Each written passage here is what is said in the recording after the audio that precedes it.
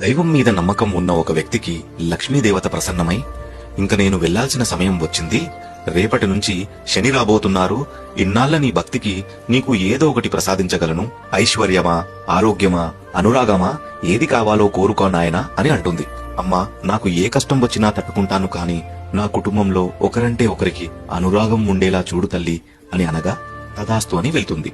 మరుసటి రోజు వంటలో అత్తగారు కోడల్ని ఉప్పేయమని చెప్తే చిన్న కోడలు వెళ్లి ఉప్పు వేస్తుంది. పెద్ద కోడలు రుచి చూడకుండా తను కూడా ఉప్పు వేస్తుంది. భోజనానికి వచ్చిన పెద్దాయన రుచి చూడగానే శని ప్రభావం మొదలైందని తెలుసుకొని ఏమీ మాట్లాడకుండా తిని వెళ్లిపోతాడు. తర్వాత భోజనానికి వచ్చిన పెద్ద కొడుకు మొదటి ముద్ద పెట్టుకోగానే నాన్నగారు భోజనం చేశారా అని అడిగి చేశారు అని తెలుసుకొని తను కూడా ఏమీ మాట్లాడకుండా భోజనం చేసి వెళ్లిపోతాడు. చివరగా భోజనానికి వచ్చిన చిన్న కొడుకు కూడా మారు మాట్లాడకుండా భోజనం చేసి వెళ్లిపోతాడు.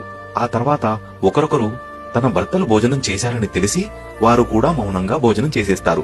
ఇదంతా చూసిన శని ఆ రాత్రి పెద్దాయన దగ్గరికి వెళ్లి, ఇంక నేను వెళ్తున్నాను, ఇంట్లో వాళ్ళందరూ కలిసి కిలో ఉప్పు తిన్నారు, కానీ చిన్న గొడవ కూడా అవ్వలేదు, ఇలాంటి చోట నేను ఉండలేను అని చెప్పి వెళ్లిపోతాడు.